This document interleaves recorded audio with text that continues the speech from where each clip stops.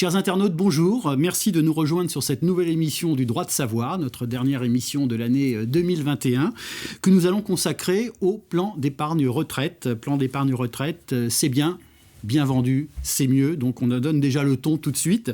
Une émission, donc le droit de savoir, qui est co-construite avec notre partenaire Astrée Avocat, représenté ici par sa fondatrice, Isabelle Monin-Lafin. Bonjour Isabelle. Bonjour Jean-Charles. Ravi de vous retrouver sur cette nouvelle émission.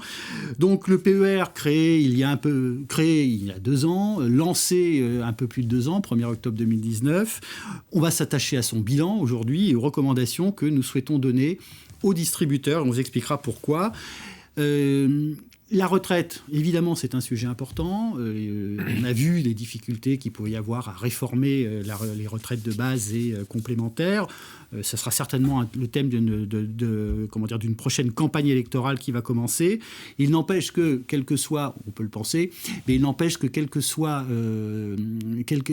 les évolutions, préparer sa retraite en associant une partie de capitalisation, ça devient important. On sait que la problématique du taux de remplacement, que ce soit une retraite en points ou que ce soit une retraite par répartition classique avec un allongement de l'âge de départ, de toute façon, il y aura un problème de complément. Et le PER, avec la loi Pacte, permet ce complément. C'est un dispositif que l'on considère ingénieux, unifié, et nous allons le voir, qui a du succès. Encore faut-il, comme on le disait, le vendre correctement, parce qu'il nous apparaît dommage qu'il y ait des problématiques de distribution, tant le produit est intéressant dans sa conception. Alors, on souhaite, l'idée c'est qu'il n'y ait pas de mis-selling, c'est ça l'objectif, qu'il y ait une vente qui soit loyale vis-à-vis du client. C'est le succès de ce dispositif que nous souhaitons pouvoir mesurer aujourd'hui, l'évaluer avec nos participants, sans cacher les écueils ainsi que les risques associés effectivement à une mauvaise commercialisation. Et là, maître Isabelle Monin-Lafin, en tant qu'avocate, vous avez forcément des choses à nous dire. Nous sommes ravis d'accueillir sur ce plateau avec Isabelle Lionel Corre. Bonjour Lionel, vous êtes sous-directeur des assurances à la Direction Générale du Trésor et vous êtes, je dirais, est-ce qu'on peut le dire, un peu le concepteur du PER. Vous n'êtes pas tout seul, mais vous l'avez quand même... Pas tout seul, c'est un travail d'équipe. C'est un travail d'équipe, mais que vous avez évidemment dirigé, donc vous savez tout sur ce produit. Et aussi Hubert Clairbois, qui nous fait le plaisir d'être avec nous. Bonjour. Bonjour Hubert, donc vous êtes fondateur d'EPS Partenaires et EPS Partenaires, conseil en épargne d'entreprise et en protection sociale, et vous avez une très forte expertise aussi, on se connaît depuis longtemps, sur l'épargne salariale, et on aura besoin de vos lumières. Alors tout de suite... Je dirais que ce dispositif que je considérais d'ingénieux, nous souhaitons, avant de rentrer dans des sujets plus techniques, on voudrait savoir aujourd'hui où on en est. Dans cette distribution avant, je dirais, de rentrer dans des questions un petit peu plus complexes de devoir de conseil. Là, je me tourne vers Lionel Corre. Vous allez nous donner, en tout cas, les objectifs de la loi Pacte et, d'une certaine façon, les clientèles qui seraient concernées. Rappelez-nous ces objectifs, c'est important. C'est important. Merci beaucoup. Alors effectivement, comme j'étais à l'origine et puis je continue à suivre encore le produit, je vais essayer de planter un petit peu le décor avant qu'on commence à rentrer dans les différents grands sujets importants pour les distributeurs. Donc si je reviens sur les objectifs de la loi Pacte c'était une grande loi qui était destinée à promouvoir la compétitivité des entreprises, lever les obstacles à leur croissance, et parmi ces obstacles, parmi ces enjeux, il y a leur financement. Ce qui nous a amené à nous intéresser à la façon d'amener du financement vers ce qui est nécessaire aux entreprises et qu'elles n'ont pas forcément suffisamment, qui sont plutôt le financement de long terme, parce que la dette des entreprises, elles ont assez accès à la dette bancaire, l'obligataire c'est déjà un peu différent, et puis le financement de long terme, notamment en fonds propres, c'est quelque chose qui leur manque beaucoup. L'enjeu pour nous, c'est d'amener de l'épargne des Français, qui est abondante, mais qui est investie, elle aussi, plutôt en produits de dette, produits obligataires. Donc, une équation pour les entreprises.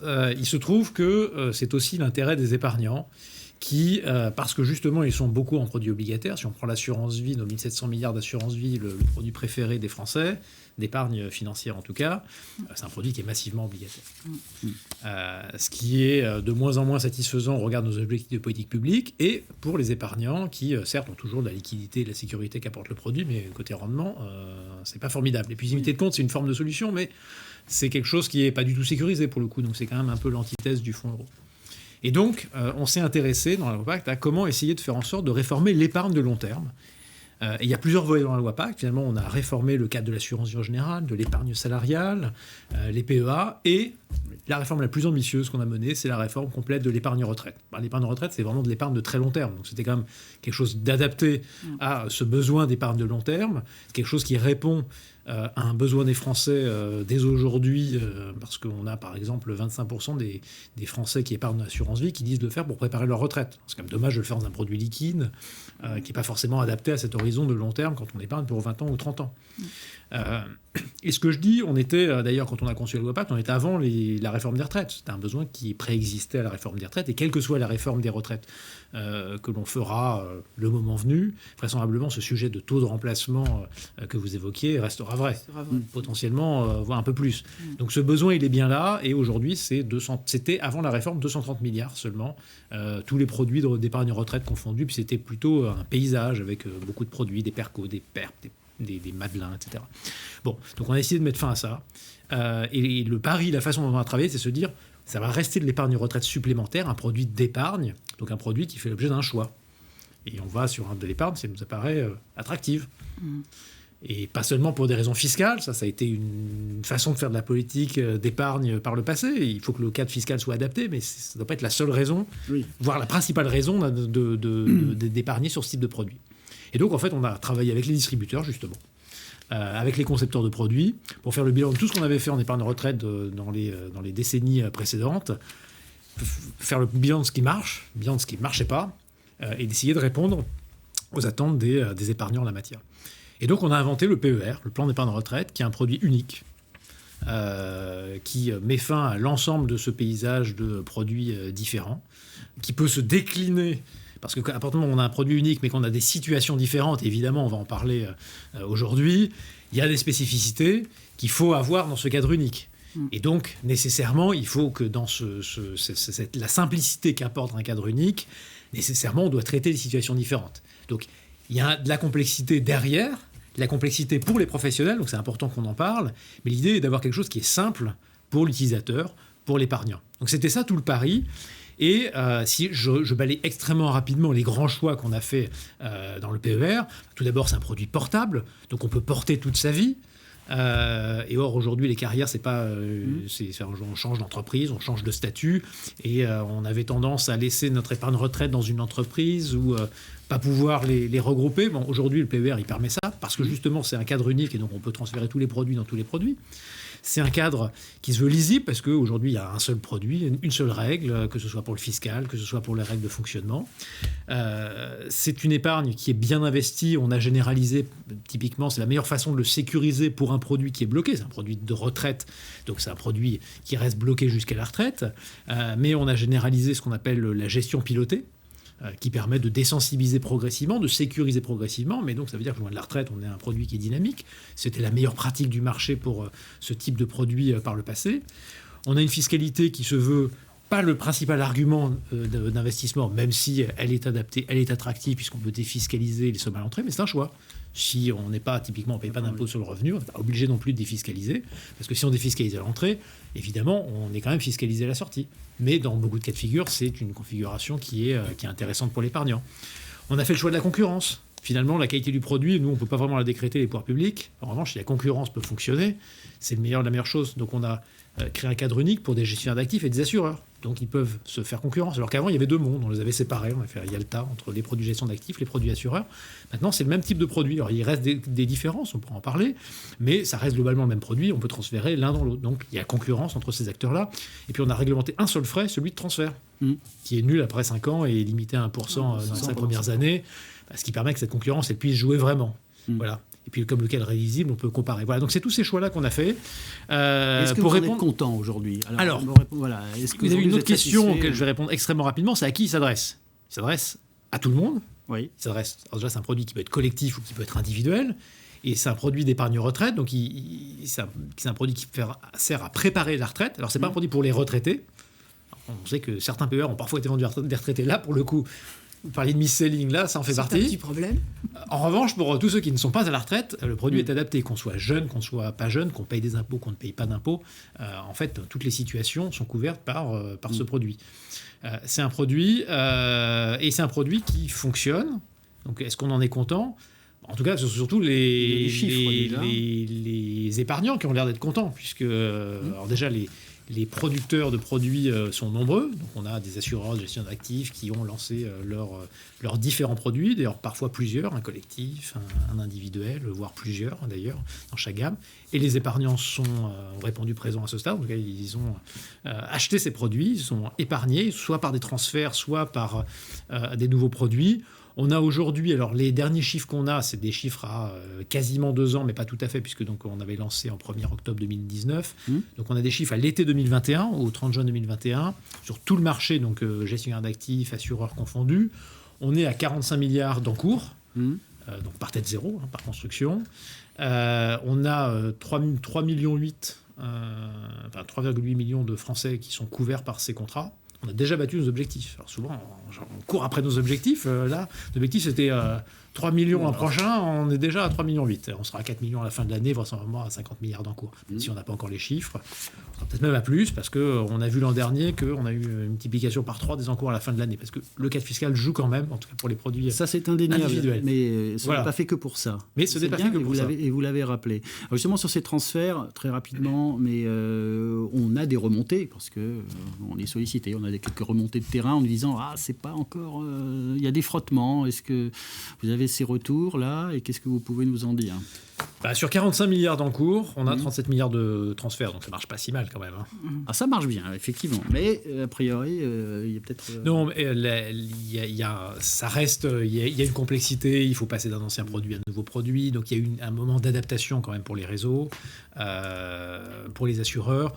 Et nous, on peut saluer le fait que les uns et les autres sont mis autour d'une table. Puis on a eu un accord de place quand même cette année pour essayer justement de faciliter. Parce que derrière, il y a en fait des enjeux même très opérationnels. De gestion d'actifs. Voilà, exactement. Très donc, opérationnels. En tout cas, c'est pris en compte. C'est pris en compte. Oui. Nous, on le suit. C'est évidemment important. Il ne faut pas qu'il y ait des blocages indus. Encore une fois, c'est pour ça qu'on a limité les frais. Et on continuera à être attentif, mais on a plutôt le sentiment que ça fonctionne. Merci pour ce cadre. Hubert Clerbois, vous, votre appréciation, avec ce recul d'un peu plus de 2 ans maintenant sur le PER en tant que professionnel de la distribution, du conseil et de la distribution. Alors, je souscris à tout ce qui a été dit. Ça marche. Et pour les individuels, les PER individuels et aussi surtout pour l'entreprise. Alors après, quand on rentre un peu dans le détail, alors ce que je trouve bien déjà dans cette loi, c'est que vous ne nous avez pas créé une surcouche supplémentaire avec un nouveau truc. En fait, vous avez... Ce qui est bien dans le PER, c'est qu'effectivement, il y a un seul produit, mais c'est un produit qui réutilise en fait des choses qui existaient avant, qui réutilise le PERP, qui réutilise le Madelin, qui réutilise le PERCO, qui réutilise le 83.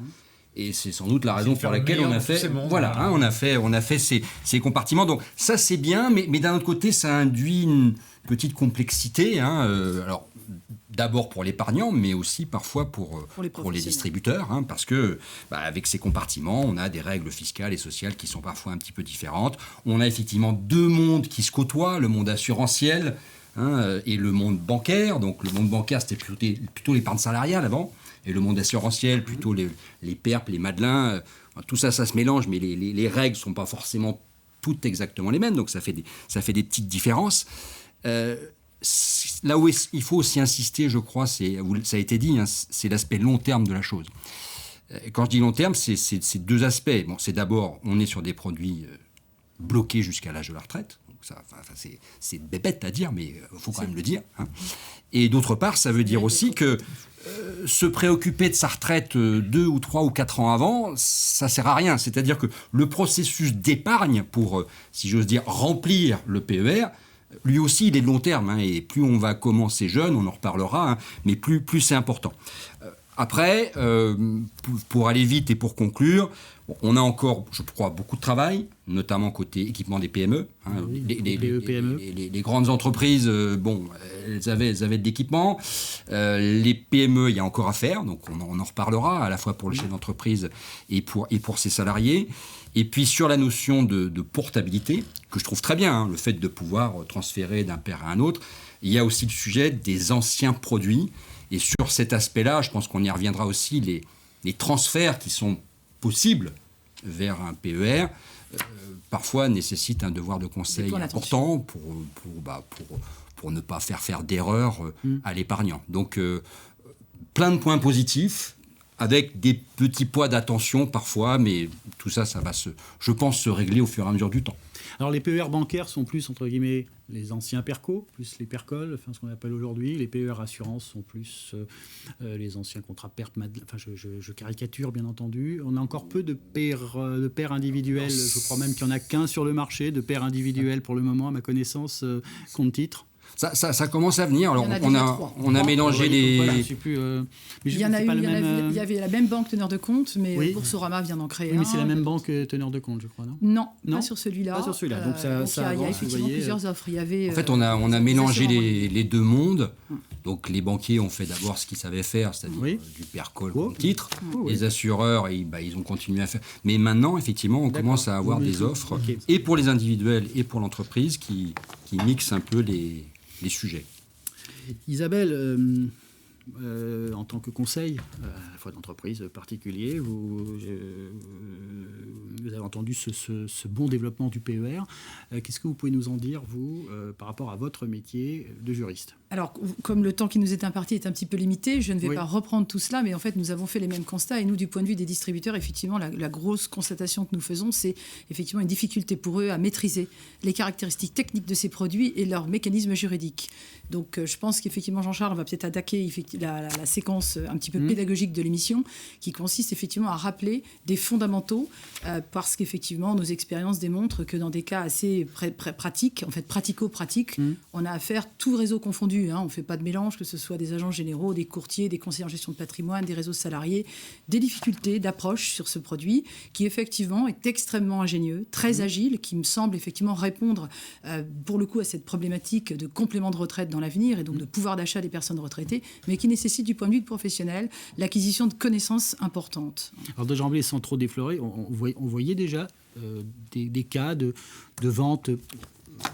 Oui, des rachats, par exemple, d'épargne court terme pour investir sur des PER, sans préciser aux clients qu'il s'agit d'une épargne très long terme non rachetable, de commercialisation de PER à des personnes retraitées, de non prise en considération, effectivement, des éléments de gestion de risque, c'est-à-dire des éléments d'appétence au risque, des éléments qui sont liés, effectivement, à la capacité aussi d'épargne des personnes. Je rappellerai tout à l'heure que le devoir de conseil est toujours quelque chose de possible. Donc ça, effectivement, ce sont des choses que l'on a vues, avec aussi des ouvertures de PER qui sont faites sur des versements uniques, mais sans suivi du client et sans alimentation du PER. Donc, on le dira aussi dans les cas pratiques que nous allons traiter tout à l'heure avec Hubert. Le PER s'alimente. Le PER, il ne s'ouvre pas, puis ensuite on l'oublie. Voilà. Okay. Alors, donc, vous l'avez dit, un produit ingénieux, un produit innovant, et ça mérite d'être bien vendu. Ça mérite d'être bien vendu. Compte tenu de l'enjeu sociétal. Ça doit être bien vendu parce qu'il peut y avoir effectivement, et nous avons déjà sur beaucoup de plateaux des réclamations importantes de clients. Et du coup, à part le droit de renonciation, pour le coup, le rachat du contrat est quand même impossible. Ok. Sauf qu'il y a quelques cas qui... Alors, on va faire cette petite présentation, sachant qu'on la retrouvera évidemment dans votre pas à pas effectivement, traditionnel. 2 alertes préalables sur ce sujet. Le pas à pas, qui est publié à peu près en même temps que l'émission, qui peut être revue.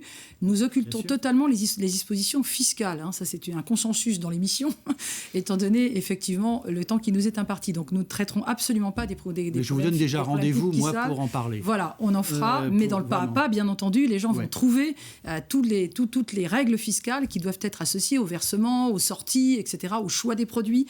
La deuxième chose, nous ne traitons pas non plus aussi ici des problématiques de devoir de conseil, puisque nous proposons dans ce pas à pas un devoir de conseil, c'est-à-dire un espèce de document normalisé qui permet effectivement aux distributeurs de pouvoir s'approprier les exigences et les besoins spécifiques au père, et puis ensuite la problématique de la présentation des frais dans un document, tout frais compris. Parfait. Donc ça, nous en parlerons tout à l'heure.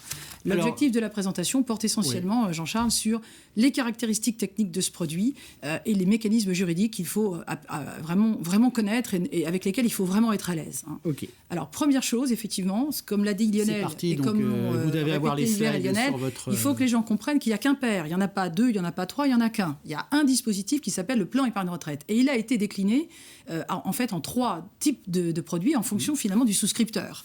Donc le PER individuel, il est pour les personnes physiques, donc c'est le travailleur salarié, le travailleur non salarié, qui n'a pas la possibilité, parce qu'il n'a pas été dans une entreprise où on lui a fait des dispositifs, qui va donc devoir y verser son épargne personnelle, c'est-à-dire c'est un versement volontaire. Ça, c'est le Perrin, c'est le produit de Madame Tout-le-Monde. Mais c'est un PER. Et dans son PER, Madame Perrin, elle a la même disposition que dans celui de son entreprise.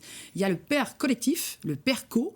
Celui-là, il est en fait à disposition du chef d'entreprise qui va pouvoir intégrer un dispositif de retraite collective pour lui et son personnel. Donc en fait, c'est un dispositif collectif d'entreprise. Et à côté, il a son petit frère qui est le PERO, qui est exactement le même sujet, mais là, on met en place un dispositif obligatoire. C'est-à-dire que là, l'entreprise va véritablement cotiser dans un régime de retraite complémentaire, alors à l'instar de ce qui se passait avant dans les épargnes retraite obligatoires, qui étaient les articles 83 qu'on connaissait déjà entre-temps. Donc ça, c'est vraiment quelque chose qu'il faut comprendre. Dans ce cadre-là, vous avez dans chaque en fait, catégorie de pairs, mais qui reste sur le même dispositif légal, fiscal et juridique, 3 compartiments. Donc on va retrouver en fait les compartiments qui vont permettre aux versements qui sont faits soit de façon volontaire, soit par l'entreprise au titre de l'épargne salariale, soit par l'entreprise au titre obligatoire. Eh bien, ces 3 compartiments. Le compartiment 1, qui est donc dédié au versement volontaire de la personne qui est bénéficiaire, le compartiment 2 qui est dédié à l'entreprise pour l'épargne salariale, l'intéressement plus généralement, et puis le compartiment 3 qui est réservé au régime de retraite obligatoire, au versement obligatoire de l'employeur. Donc, je répète, dans chaque paire, y compris dans un paire 1, vous avez ces 2 compartiments, ce que permet effectivement cette sorte d'agilité, c'est-à-dire en fait, je deviens pilote de mes régimes de retraite. Alors, dans l'esprit de ce qui va se faire en, je crois, juillet 2022 sur la déshérence de l'épargne retraite, c'est vrai que c'est un produit qui devient finalement extrêmement utile parce que les personnes qui vont être alertées par un organisme en disant voilà, on a retrouvé telle entreprise qui détient pour vous telle ou telle chose, eh ben, elle va pouvoir demander le transfert effectivement pas du produit mais de la somme d'argent qui est logée en fait soit dans un article 83 soit au-dessus d'une épargne salariale, eh ben, dans le compartiment 2 ou 3 de son PER1 ou de son PERCOL puisque dans son entreprise la personne salariée peut ouvrir son compartiment individuel. Donc ça, c'est vraiment des choses qu'il faut vraiment maîtriser. Important de rappeler que l'on transfère par compartiment. On transfère des compartiments, on transfère des sommes d'argent puisque la fiscalité attachée à ces transferts n'est pas la même et surtout à la liquidation future de la retraite. Alors, on a aussi oublié de dire une chose, c'est que le compartiment 1 se liquide en rente ou en capital, le compartiment 2 se liquide en rente ou en capital, le 3, il ne se liquide qu'en rente, sauf si la rente mensuelle est inférieure à 100 €. Je n'ai pas insisté là-dessus, mais cette sortie en capital, c'est quand même une énorme innovation du PER. C'est une grosse innovation du PER. Par rapport aux anciens produits assurantiels. On attrait, en fait, surtout pour les travailleurs indépendants. Effectivement. Alors ensuite, vous avez 2 types de placements, 2 types de gestion. Vous avez le PER assurance, qui est en fait effectivement un PER qui est logé dans un contrat d'assurance et qui va être géré par des compagnies d'assurance. Et puis vous avez le PER compte-titre, qui est en fait comme un compte-titre, c'est-à-dire c'est un investissement direct dans des titres. Et donc du coup, vous n'avez pas cette enveloppe d'assurance. Alors sans rentrer dans les détails fiscaux, puisque nous l'avons dit, la différence qu'il faut comprendre, c'est que le PER assurance permet, et en tout cas c'est le cas de l'intégralité, en tout cas de la bonne majorité des produits qui ont été analysés notamment par la présidente du CCSF dans son rapport, c'est que beaucoup de produits de PER contiennent des garanties de prévoyance. Et là, j'attire l'attention des distributeurs qui nous écoutent parce que ces garanties de prévoyance sont des garanties d'assurance et ne sont pas des épargnes. Ce qui veut dire qu'il est très important, quand on vend du PER assurance, d'être capable d'expliquer à ses clients ce qui relève en fait de l'épargne, c'est-à-dire de l'épargne retraite, de ce qui va être investi sur les marchés et qui va être capitalisé, et de ce qui relève de la somme versée au titre d'une protection d'assurance. Et cette protection d'assurance, encore une fois, elle relève aussi beaucoup de la situation personnelle, professionnelle, elle peut être très utile pour des personnes à faible revenu, fragiles, qui peuvent avoir des accidents de la vie et qui, de ce fait, vont trouver dans ces garanties d'assurance une possibilité d'avoir du maintien de cotisation, des garanties planchers, des garanties de bonne fin, puisque ce sont en gros les garanties que l'on propose. Donc, bien identifier dans les produits qu'on vend si ces garanties sont en option ou en inclusion, car il n'est pas toujours facile de le déterminer, bien déterminer vis-à-vis du client ce qui participe de l'épargne investie, de ce qui participe de la prime d'assurance, parce que nous avons beaucoup de réclamations sur ce sujet, où les épargneurs reçoivent leur valeur de transfert et s'aperçoivent que les montants investis sont moins importants que ceux qu'ils ont versés, et donc là évidemment réclamation, et on leur avait pas expliqué qu'il y avait cette nécessité, qu'il y avait beaucoup de primes d'assurance. De surcroît, on parlera des frais tout à l'heure, on verra que c'est... Cela me rappelle un vieux débat sur les contrats mixtes. Voilà, exactement. Voilà. On n'a pas le temps de le développer. Mais nos interlocuteurs qui sont nos auditeurs, pardon, et nos internautes qui sont des professionnels le sauront. Le sauront et sauront très bien. En tout cas, pour les plus jeunes, nous avons aussi des contrôles des autorités en ce moment qui portent sur ces dispositifs de ventilation, et ça, c'est très important de le mentionner. On va très rapidement, Jean-Charles, sur le PERCOL et sur le PERO. On a déjà dit l'essentiel. Le PERCOL, c'est important aussi que nos distributeurs sachent qu'il existe. C'est important qu'ils puissent s'équiper aussi dans ces dispositifs, car la TPE-PME doit pouvoir aller dans le sens, effectivement, de la souscription de ces contrats, ne serait-ce que par rapport à l'épargne salariale, pour lesquels, effectivement, le dispositif du PERCOL a des avantages fiscaux. Alors, on ne le développe pas, mais vous les trouverez. C'est très important de loger l'épargne salariale dedans. Et puis, le salarié a cette enveloppe individuelle qui lui permet aussi de pouvoir loger les sommes et de faire des versements volontaires dans le PERCOL. Donc c'est un produit très ingénieux, mais qui n'est, dans le constat que l'on fait à fin 2020, relativement encore peu développé. Le PERO, vous l'avez dit aussi Hubert, il est équipé chez les entreprises qui avaient des articles 83, mais c'est vrai que c'est aussi quelque chose qui doit être développé et il ne l'est pas encore. Donc nos internautes doivent absolument aussi prendre la mesure de ces produits-là. Je rappelle que pour vendre du compte titre, il faut avoir un statut de CIF. Je ne l'ai pas dit tout à l'heure. On ne peut pas vendre du PER assurance si on n'est pas courtier. On ne peut pas vendre du PER compte titre si on est CIF. Donc attention, si on n'est pas CGP, si on n'est pas conseiller en gestion de patrimoine, vérifiez ces immatriculations. Nous avons aussi des cas de vente, de commercialisation de compte titre sans statut de CIF. Donc ça c'est pas bien. Il faut pas le faire. C'est pas compliqué de s'immatriculer au registre de l'ORIAS. Quand on a une habitude, c'est un statut qui est relativement facile à adosser à son statut de courtier, parce qu'effectivement, il est peut-être important de pouvoir proposer les deux à la clientèle. Vous allez nous rappeler quelques évidences. Voilà. Isabelle, c'est plutôt pas mal. On enfonce des portes ouvertes, mais parfois ça va mieux en le disant. De temps en temps, ça fait du bien de rappeler qu'il y a quelques statuts qui existent. Exactement. D'assurance ici.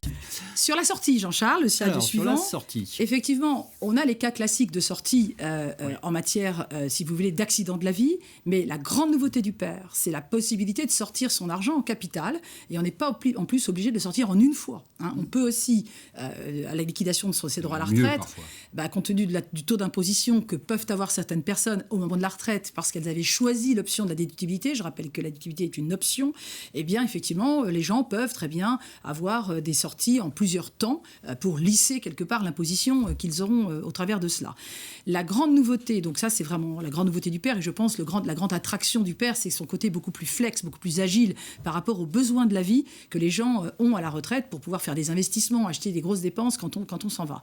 Il y a aussi donc du coup cette fameuse option, capacité à pouvoir fermer son PER, ou en tout cas racheter son PER et liquider son PER avant le départ à la retraite. Donc pour les cas classiques d'accident de la vie, je rappelle, ce sont les invalidités, le décès du conjoint, les cas de surendettement, les cas de cessation d'activité ou de liquidation judiciaire pour un chef d'entreprise. Et puis la grande nouveauté, comme vous l'avez rappelé Daniel tout à l'heure, c'est l'acquisition de la résidence principale. Et ça, je crois que c'est effectivement aussi une excellente mesure qui permet effectivement d'inciter nos jeunes, par exemple, de pouvoir ouvrir un PER pour mettre de l'argent de côté et pouvoir s'acheter un logement, et bien entendu peut-être avant la liquidation de la retraite. Donc là-dessus, il est important que les distributeurs aient ces clés, parce que pour le coup là, ce sont vraiment des vecteurs commerciaux, je pense, relativement convaincants et qui sont dans l'exactitude. La transférabilité, on va aller très vite car on en a parlé, mais c'est vraiment, je pense, pour moi, une des plus grandes agilités du PER. On regarde déjà du travail sur la déshérence des contrats. Je pense que cette transférabilité, elle est très importante, mais on transfère de l'argent, on transfère effectivement des compartiments. Donc, il est effectivement important, tout ce travail sur la déshérence va être, à mon avis, essentiel pour les Français, parce que je crois que c'est de l'ordre de 12 milliards d'euros qui a été plus ou moins identifié comme non réparti, alors que les gens sont certainement encore vivants. Et donc, cette capacité qu'on a à pouvoir effectivement solliciter de ces employeurs distributeurs anciens, de partenaires, de gens à qui on a pu effectivement, qui ont pu constituer de l'épargne retraite, la possibilité de transférer sur un PERCOL, sur les compartiments individuels ou sur un PER1. Donc en fait, on a toute cette espèce de capacité à pouvoir réunir. Et puis quand on arrive finalement au niveau de sa retraite, se dire j'en aurai plus qu'un, et puis je vais tout rassembler dans un, puisque le jour où je liquiderai ma retraite, j'aurai fait moi-même la synthèse de tous mes produits. Cette notion de transférabilité est très importante. Mais attention, 1%. Si on transfère avant 1 an. Donc, attention au devoir de conseil. Attention, 5 ans. Et ce n'est pas valable pour les anciens produits. Et ce n'est pas valable pour les anciens produits. Donc, devoir de conseil sur les frais, parce que 1%, c'est quand même pas rien. Donc, il faut quand même faire attention à manipuler le transfert, effectivement, avec dextérité. 5% sur un PER. Pour terminer, Jean-Charles, j'avais surtout envie de donner des conseils aussi à nos internautes sur ce qu'il ne fallait pas faire. C'est-à-dire que là, on leur a donné le cadre. Ils retrouvent encore une fois dans le pas à pas, de façon beaucoup plus claire, les choses. Il est effectif qu'il faut vraiment se dire que ce contrat est fait pour épargner à long terme. Donc, il est important d'analyser dans le patrimoine du client la liquidité dont il a besoin pour vivre. Et donc, la différence que l'on va avoir avec de l'assurance vie, c'est que c'est une épargne qui est ciblée. C'est ce qu'on appelle de l'épargne dédiée. On doit impérativement parler de retraite et pas de parler d'autre chose. Et donc, être capable de travailler avec son client uniquement sur ses besoins à la retraite, sur ce qu'il anticipe comme dépenses à la retraite et sur ce qu'il est capable de mettre de côté maintenant, mais de façon finalement définitive et irrévocable. Donc ça, c'est un sujet que nous avons beaucoup dans les réclamations, c'est la non-appréciation de cette proportion entre le pouvoir d'achat dont j'ai besoin aujourd'hui et la somme que je peux mettre de côté sans y toucher. La deuxième chose, c'est la gestion pilotée à horizon par défaut. Elle est pas beaucoup présentée et je trouve qu'elle est très sécurisante, d'abord sur le suivi dans le long terme, parce que si on épargne pendant 30 ans, on n'est pas sûr d'avoir son conseiller toujours à côté de soi dans ce cadre-là. Et l'avantage de ce dispositif, à mon avis, très sécurisant pour l'épargnant, c'est qu'effectivement, il prévoit un dispositif de repli, on va dire, dans les 10 ans qui précèdent la retraite, et qui permettra finalement à quelqu'un qui n'est plus suivi de ne pas risquer de se retrouver à la retraite avec une gestion, par exemple, placée en très dynamique, et puis un produit qui lui rapportera rien ou qui lui donnera une valeur liquidative mauvaise. Donc, je pense qu'il ne faut pas oublier ça et surtout éviter de rentrer dans des mécanismes très ingénieux de gestion libre, de gestion sous mandat. Voilà. Je ne pense pas, et beaucoup de réclamations, nous avons ça, beaucoup de réclamations dans ce domaine, ce soit intelligent d'aller essayer de faire un petit peu, je dirais, de l'architecture dans des dossiers qui sont quand même dans des sujets qui sont très importants. Il y a une chose également que nous voyons, c'est que ça n'exclut pas le profilage. Nous avons certains clients qui pensent que le dispositif permettant à la personne de choisir ou d'avoir ce pilotage par défaut, eh bien, ça exclut toute capacité pour le distributeur de faire la connaissance client et le profilage du client. Alors non, c'est obligatoire puisque vous avez un profil équilibré, un profil prudent, un profil dynamique et que, bien entendu, les obligations qui sont inhérentes à tous les distributeurs en matière de distribution restent obligatoires. Donc l'un ne va pas sans l'autre. Merci de ce rappel. Je pense que c'était important, et notamment sur les statuts. J'avais bien aimé votre rappel sur oui, malheureusement. C'est vrai que le statut c'est pas simple, d'assurance. Donc, on l'a vu, un certain nombre de questions à poser pour effectivement se profiler. Moi, j'en ai quelques-unes. Je ne sais pas, Hubert, ce que vous en pensez, mais avez-vous besoin d'une épargne disponible pour vivre et faire face à des dépenses imprévues? Je pense que c'est la première des questions. En fait, c'est des questions très simples. Très simples. De pur bon sens. Quelle part on peut mettre de côté sur le long terme, son âge, quelle est la profession, évidemment, tout ça, ça paraît, vos revenus, votre situation familiale, vos charges fixes, tout ça, c'est des questions un peu basiques, j'aurais tendance à dire. C'est des questions basiques, mais quand même, pour revenir aux basiques, justement, le plus important, c'est quand même de dire que, a priori, sauf cas de déblocage dont Isabelle a parlé, on est bloqué jusqu'à la retraite. Oui. Donc ça veut dire que la personne qui va verser dans ce PR, son épargne n'est pas disponible. Alors, elle va peut-être être attirée par la défiscalisation. C'est un peu le miroir aux alouettes de nos PER.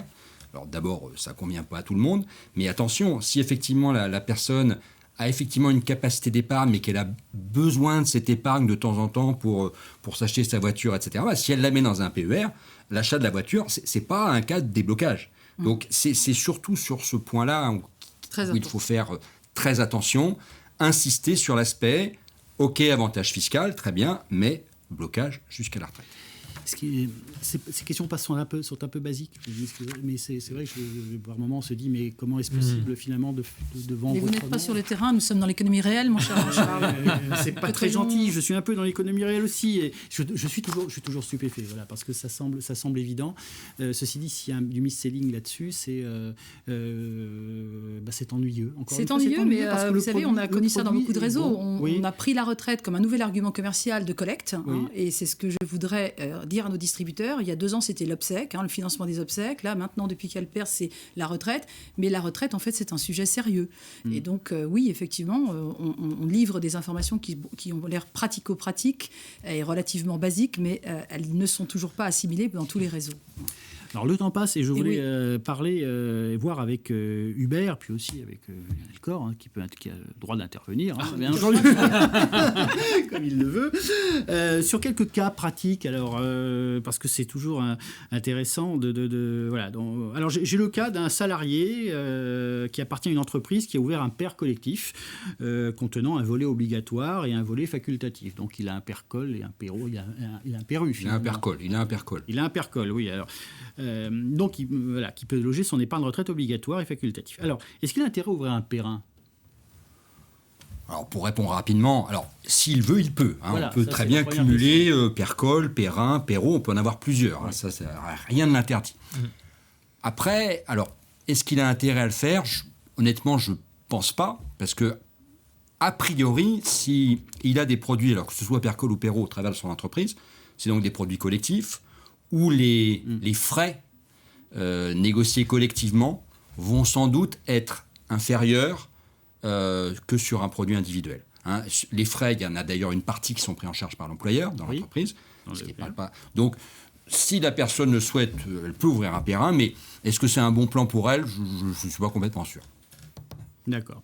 J'ai un salarié de 50 ans qui a un niveau de revenu inférieur à 2 000 € net par mois. Donc dans la moyenne finalement, enfin pas loin, qui a un patrimoine immobilier, des contrats d'assurance vie, investi dans un contexte prudent ou dynamique.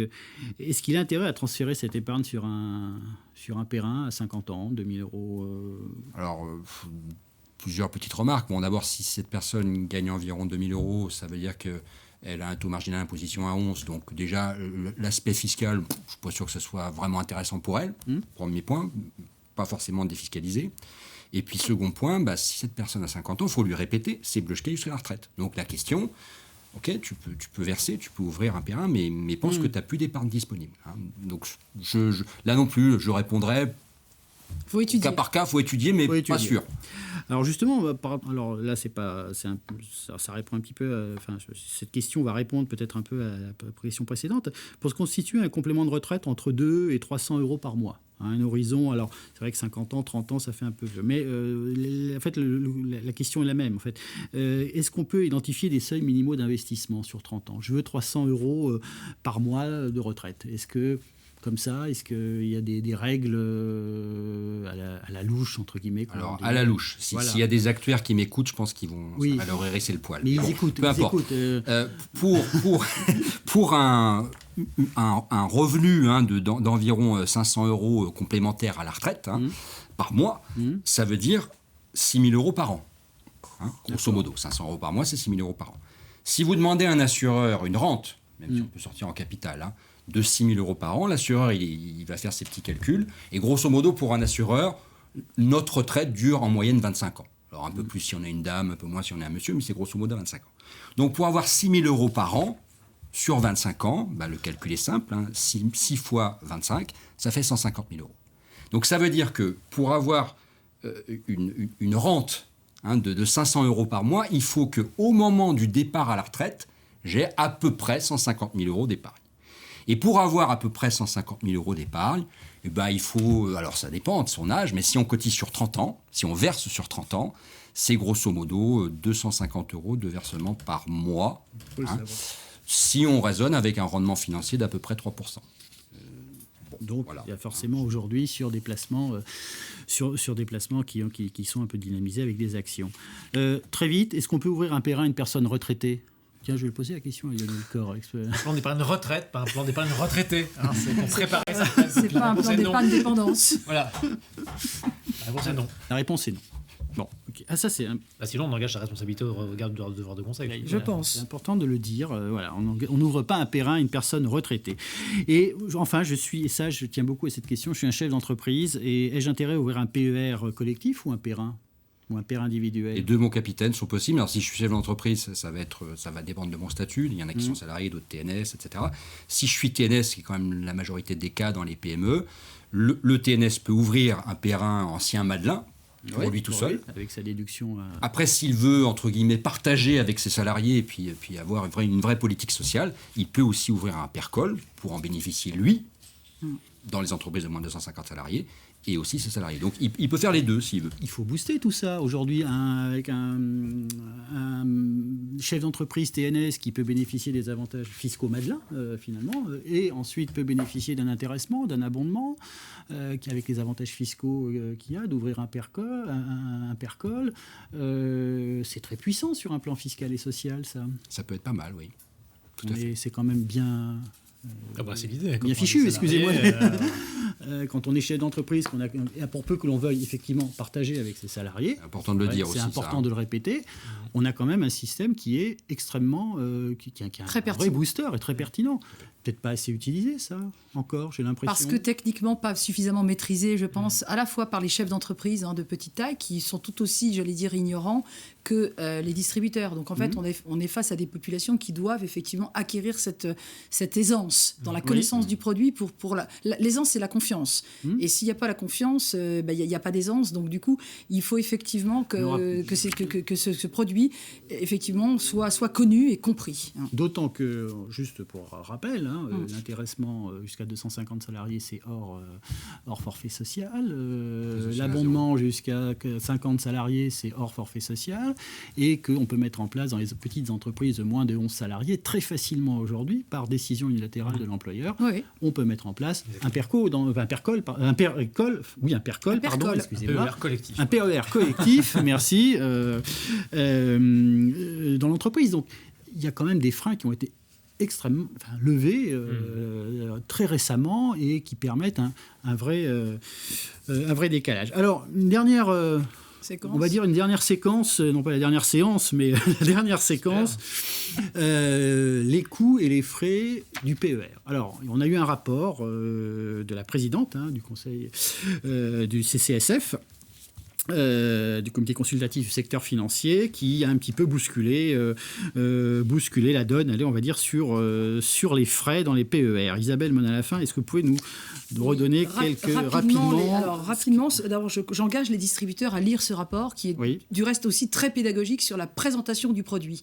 Il y a une comparaison d'une trentaine de produits. Et effectivement, la couche de frais, les couches de frais ont été un rapport d'étonnement assez important. Et la présidente du CCSF, effectivement, c'est son premier constat. C'est l'accumulation de frais, le niveau de frais qui rend effectivement relativement peu rentable, en tout cas qui ne permet pas un rendement suffisant pour la plupart des épargnants. Le deuxième, effectivement, constat qu'elle fait, c'est le manque de lisibilité, le manque d'accès, donc le défaut d'information, l'impossibilité qu'ont les épargnants à pouvoir finalement accéder à l'information sur qu'est-ce que ça coûte un PER et qui m'en vend, puisqu'effectivement, la plupart des informations sont un petit peu, je dirais, silotées ou verrouillées par les réseaux de distribution des différents émetteurs. C'est-à-dire que pour pouvoir avoir l'accès à combien ça coûte, il faut que vous ayez un contact avec le réseau. Or, le réseau ne vend que son PER. Donc, la notion de comparabilité n'est pas possible. Et la troisième chose, effectivement, qu'elle constate, c'est la problématique de la lisibilité. Donc, au-delà du fait qu'on n'arrive pas à comparer, qu'on n'arrive pas on ne comprend pas très bien, en fait, qui fait quoi, combien sont les frais. Donc, résultat, elle fait des propositions en disant que il faudrait trouver un terrain d'entente, un moyen, effectivement, de pouvoir présenter les frais de façon, si vous voulez, en amont, c'est-à-dire ex ante, comme on dit dans le langage, c'est-à-dire qu'il faudrait que les consommateurs puissent avoir accès sur les sites Internet à cette information. Il faut absolument permettre cette comparabilité des offres, et elle propose d'ailleurs l'extension de la mission de l'ETB pour pouvoir, effectivement, permettre la comparabilité et l'étude, en fait, des frais sur les pairs. Lionel Corre, comment ça a été perçu et est-ce qu'il y a des réponses, des débuts de réponses qui vont arriver? Oui, il y a des débuts de réponses. Alors, ce rapport, il avait été commandé par notre ministre, Bruno Le Maire, suite au constat quand même des épargnants, de leurs associations, sur le fait qu'il pouvait y avoir beaucoup de frais sur les PER. Bon, alors, ça ne doit pas obérer le succès du produit. Hein. Non, c'est pas la question. Qui a toutes les bonnes caractéristiques qu'on a rappelées, mais il ne faut pas qu'il soit obéré effectivement par des niveaux de frais finalement qui ne sont pas connus, qui peuvent être opaques, et parce que c'est un obstacle non seulement évidemment à la compréhension du produit par l'épargnant et donc ses anticipations de gains nets finalement une fois qu'on a déduit les frais, et puis c'est vraiment clé en matière de comparabilité. Or, vous l'avez compris, l'un des grands paris de la loi Pacte et du PER, c'est que la concurrence joue. C'est que les produits, finalement, la qualité des produits, elle soit tirée vers le haut par la concurrence. Que si on n'est pas content de son gestionnaire d'actifs ou de son assureur, on en change. On passe de l'un à l'autre, d'ailleurs. Encore faut-il être capable de comparer les produits. Et donc l'information, alors la loi Pacte, elle va loin déjà dans la transparence, mais en fait, effectivement, dans le rapport, on voit que l'information, elle est parfois silotée, ou on l'a trop tard, ou on signe, ou ex post, alors qu'on ne peut pas comparer. Et donc, notre ministre a déjà annoncé qu'on allait suivre les recommandations du PER. Alors, l'observatoire, ça, il nous faudrait une loi. Donc, si on veut faire les choses vite, on attendra peut-être un petit peu ça. Il y a 2 autres recommandations qui sont extrêmement importantes et sur lesquelles nous travaillons aujourd'hui pour annoncer des choses dans les prochaines semaines. C'est d'une part créer les conditions de la lisibilité et de la visibilité, de la comparabilité ex ante, pour qu'on puisse comparer tous les produits sans d'avoir besoin d'être devant son distributeur en train de signer, donc typiquement sur Internet. Et donc ça veut dire qu'il faut qu'on normalise un petit peu un certain nombre de catégories, c'est à ça qu'on travaille aujourd'hui, pour que ce soit à la fois très pédagogique, très simple et comparable de l'un à l'autre. Donc c'est ça le travail qu'on mène. Donc un outil de comparaison. La deuxième chose, qu'on renforce l'information annuelle, notamment pour qu'on puisse faire un petit peu les cumuls, que l'épargnant il comprenne globalement ce qu'il a payé comme frais, ce qu'il va payer comme frais, et puis à qui il les paye aussi. Donc renforcer encore un petit peu cette information annuelle. Ça, c'est des choses qu'on peut faire aujourd'hui, dès à présent, entre la réglementation ou un accord de place. Typiquement, de mettre en place un tableau tous le même sur Internet, on n'a peut-être pas besoin de la loi pour le faire. Donc ça va avancer, cette transparence, ça va avancer. Hubert Clerbois, rapidement, sur ces frais. Très rapidement, on peut faire une analogie. Dans les vieux immeubles, il y avait marqué gaz à tous les étages. Eh bien, dans les PER, il y en a un peu à tous les étages. Alors, si on doit vite résumer, parce que en plus, le problème de ces frais, c'est que la plupart, on ne les voit pas. Enfin, l'épargnant ne les voit pas, donc c'est ça qui est compliqué. Il peut y avoir des frais de gestion administrative. Je rappelle qu'en épargne salariale, sur les PERCOL, les frais de gestion administrative de tenue de compte sont pris à charge par l'employeur. Premier niveau de frais. Deuxième niveau de frais, dans un PER assurantiel, il y a un contrat d'assurance. Donc, dans ce contrat, on peut avoir des frais sur versement et aussi des frais de gestion basés sur l'épargne. Troisième niveau de frais, on a des fonds dans lesquels sont investis l'épargne. Et ces fonds, ils sont gérés par des sociétés de gestion, des assureurs, peu importe. Il y a parfois aussi des droits d'entrée et des frais de gestion. Et tout ça, ça s'accumule, sans parler de ce qu'évoquait Isabelle tout à l'heure, les garanties éventuelles assurantielles supplémentaires, qui sont supplémentaires, mais qui aussi sont facturés. Donc tout ça au global, pour dire quoi, c'est... Le CCSF a montré qu'ils étaient beaucoup plus élevés que la moyenne des contrats de prévoyance du marché classique. Mais c'est important de le dire. Quand j'ai pris dans mon exemple tout à l'heure 3% de rendement, c'est à peu près le rendement que font les fonds diversifiés sur du long terme, crise incluse. Si vous avez 2% de frais ou 2,5% de frais sur 3% de performance brute, il vous s'en reste plus que 0,5. Et ça, sur 20 ou 30 ans, à la fin... ça fait mal. D'accord. Bon, c'est quand même un sujet, mais a priori, le gouvernement le travaille. Vous allez en sorte de le résoudre pour justement ne pas étouffer, encore une fois. Et on mettra aussi les garanties assurantielles. C'est bon produit. C'est très intéressant. Isabelle, il est temps de conclure, toujours trop tôt, donc juste pour indiquer... conseil on peut Alors le conseil, on n'intervient pas, nous, sur cette partie ex-ante, on va dire ça, puisqu'on ne s'adresse pas aux émetteurs. Mais on a construit dans le pas à pas un document précontractuel dans lequel on a repris en fait la nomenclature qui avait été identifiée par le CCSF, qui nous paraît être vraiment très exhaustive en matière d'identification de frais.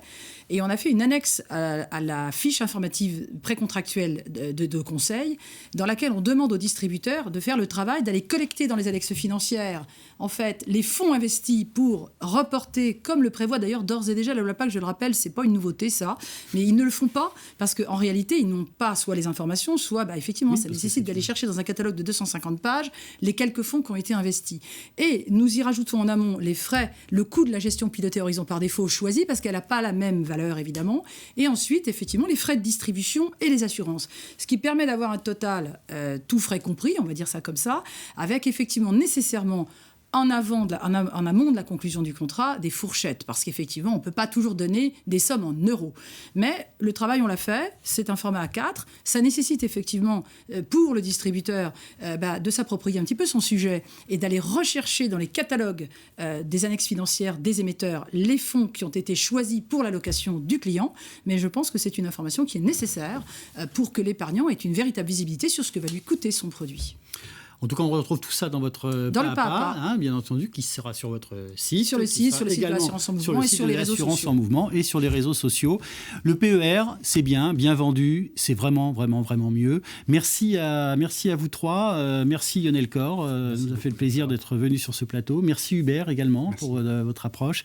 Et puis merci Isabelle. Et puis on se dit à bientôt. À l'année prochaine. Merci. Bonne journée à tous et à très vite.